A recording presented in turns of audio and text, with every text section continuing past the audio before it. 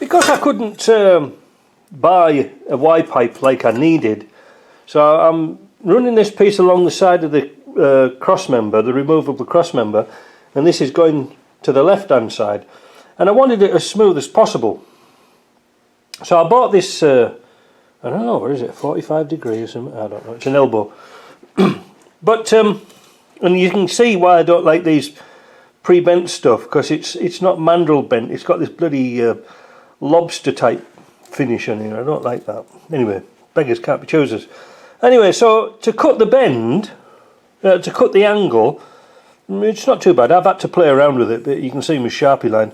So first of all, on your piece of pipe, you'll draw a Sharpie line parallel to the pipe where you want to cut. So you just offer it over the top and draw a line. Then you come down 1/3 from your line, 1/3 of the diameter of the pipe. Always remember that, 1/3. And then you can do a saw cut straight down and then straight down, and then with a bit of teasing with a grinder, you'll get it to fit pretty okay. I'm saying it's pretty okay.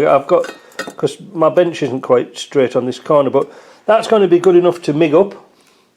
That's one problem out the way. Let's see some more problems in a bit.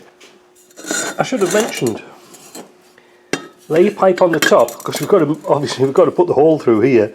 Lay your pipe on the top and then mark it off with the Sharpie. That's the approximate area is, but we're going to cut on the inside of this.